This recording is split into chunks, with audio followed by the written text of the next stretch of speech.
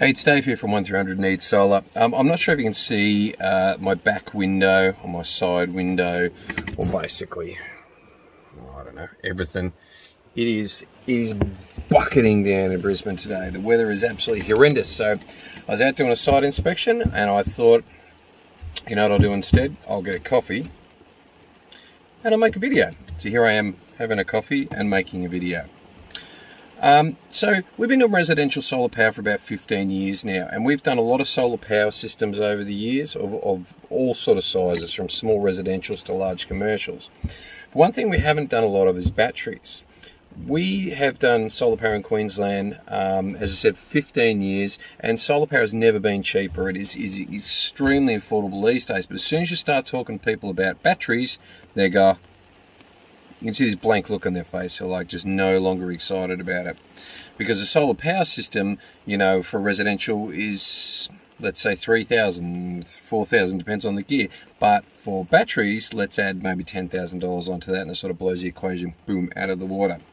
So with this global pandemic and all the nastiness that's going on throughout the world, my wife and I did what a lot of other people have done, and we bought a camper trailer, which we're really excited about. So we bought a 2016 ModCon FF2 something or other. I don't really know what it is. Forward folding camper trailer. The thing's awesome. We absolutely love it. And so my wife has been going out and spending copious amounts of dollars on just about every camping gadget that's ever been made, and some of it that hasn't yet been made. I don't know how she's doing that. But one thing I wasn't happy with was the battery setup. Now, I've had a lot of experience with solar power, but I haven't had that much experience with batteries. So I wanted to talk about a bit of a stupid thing that I did, and a bit of an education thing for anyone that is thinking about, you know, upgrading a solar power system. So we had two 100 amp hour AGM batteries, absorbed glass matting batteries, I think that stands for. So basically they're a deep cycle battery, boring facts, I suppose. With a deep cycle battery or an AGM battery, you can only actually discharge them at 50%. It's called the depth of discharge. So if it's 100 amp hours, you only really actually have 50 amp hours of usable power. Now, I'm just learning all this stuff, and it's all fascinating, but I thought I'd share everything with you. And the stupid thing that I ended up doing that my wife has not reminded me about 32 times now, I think. So I wanted to replace the battery. So old mate I bought the camper from, he'd really looked after the camper, but he'd set it aside for 6 months and hadn't charged the batteries. So when I got them, they were pretty dead.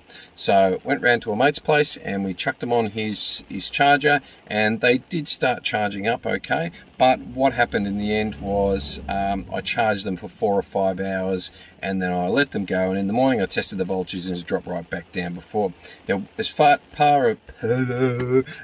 of our fun with our camper trailer, what we want to do is we want to do a Cape York trip next year, which is going to be 4 weeks, I think.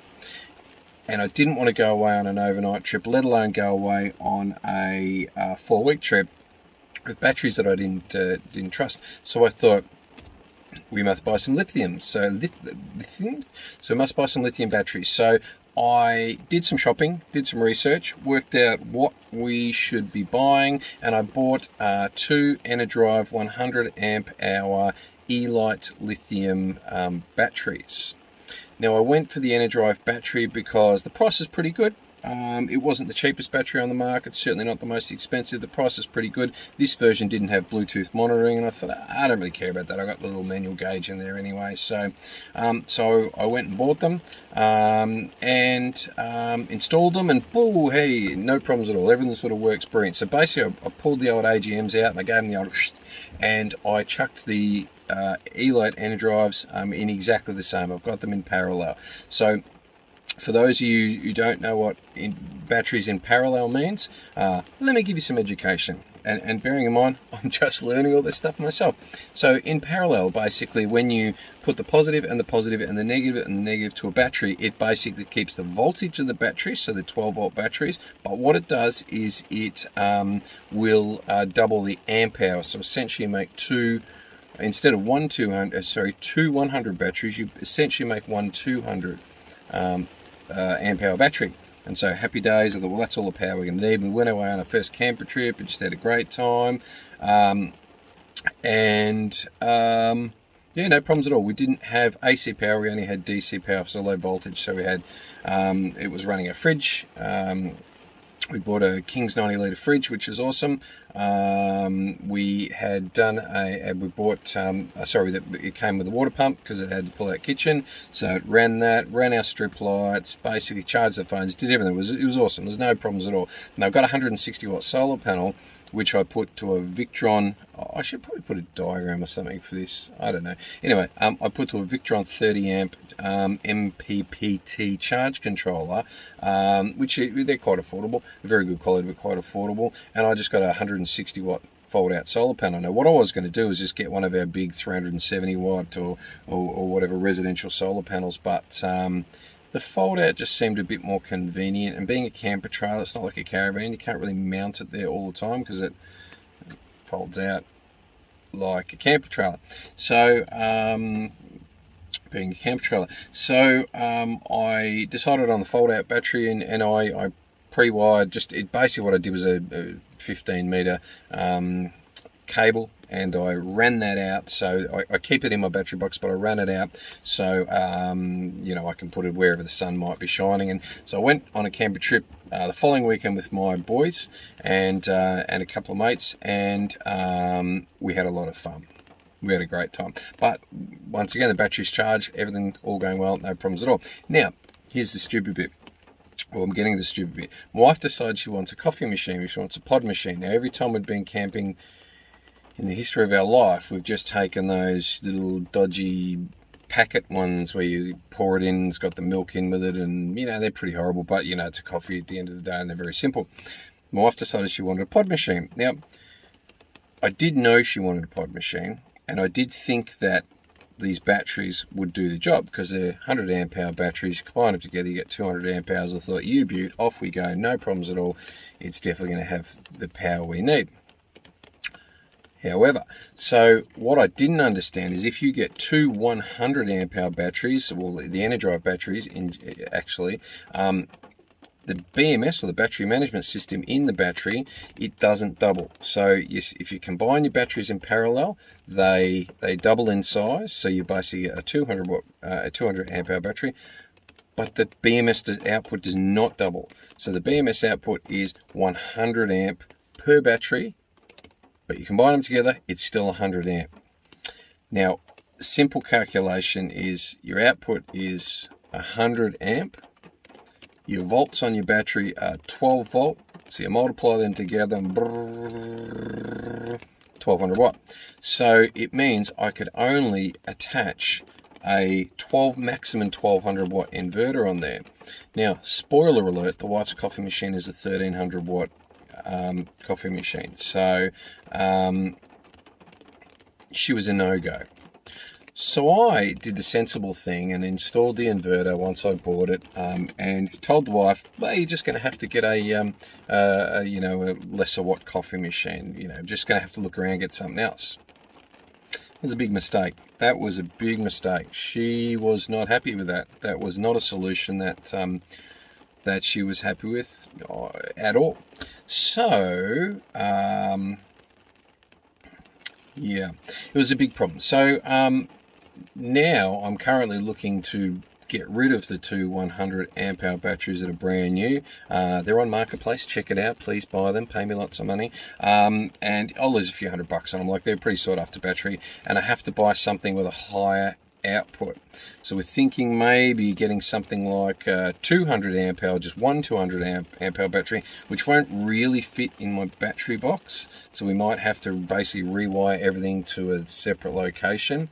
Or there's a battery on the market, Itec World 120X lithium battery, and they've actually got an output of 150 amps for 120 amp hour battery, which means if we multiply our formula again 12 by 150, then that'll give us, I think it's about 1800 watts.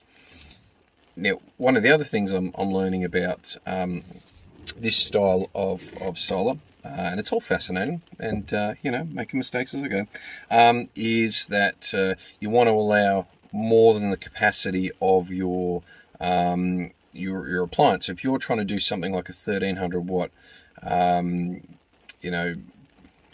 fancy pod machine like my wife's trying to do, then you can not fire it up basically with a 1300 watt inverter if there was such a thing. You need to allow, I think they say the general rule of thumb's about 1.5%.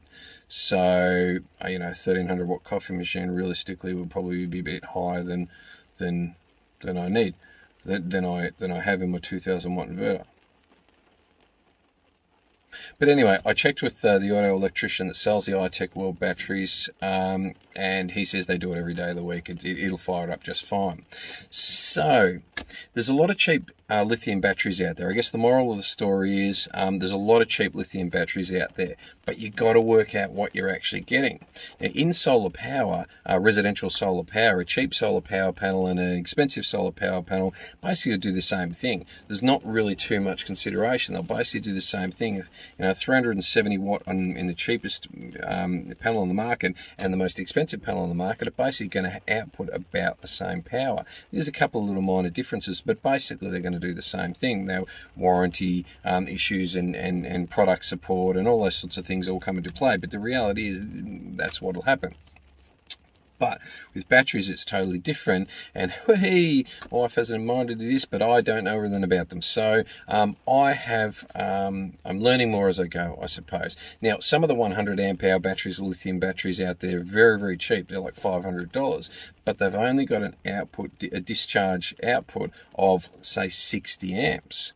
So if you want to run a 240 volt pure sine wave inverter, and that's what we're talking about. We're talking about getting 240 volt power for your camper, trailer, caravan, whatever it might be. If you want to run a 240 volt pure sine wave inverter, and you want to run something like, charge a phone battery or whatever it might be, you only might need a small 400 watt inverter, pure sine wave inverter, so you don't need a lot of power. But if you have something like a microwave, a vacuum cleaner, something like a fancy pod machine, you're going to need a lot more power. So you might be getting a cheaper lithium battery.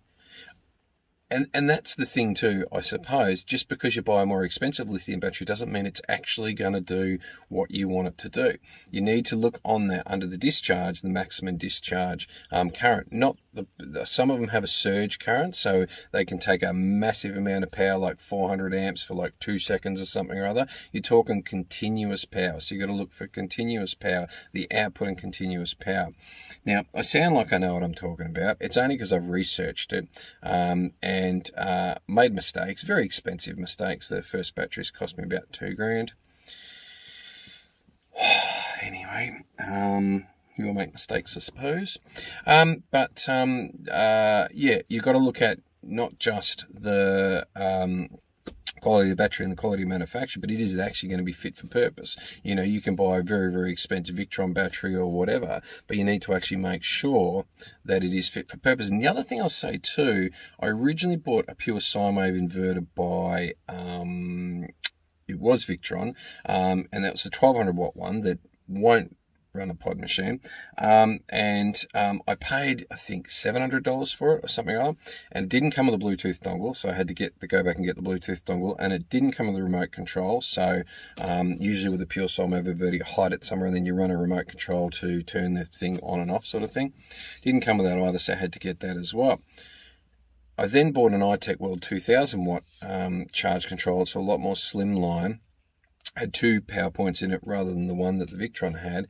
And it also had, and I'm probably getting a little bit carried away talking about this, but also had what's called shore power. So basically shore power is, and I had the remote control. It didn't have the Bluetooth, but as I said, I didn't really care.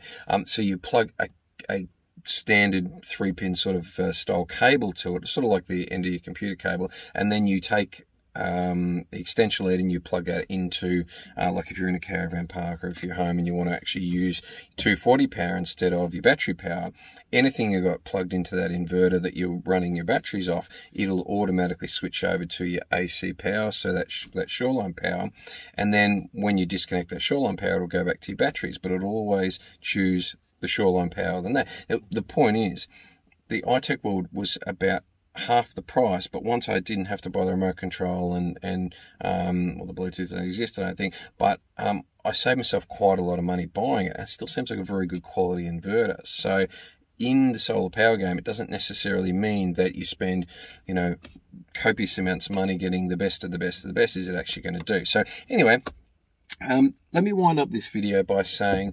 yeah, I done mucked up. So, but I'm learning as I go, and I think that is, you know, the main thing. So anyway, 1300 needsolar.com.au. Hopefully I can get this pod machine working.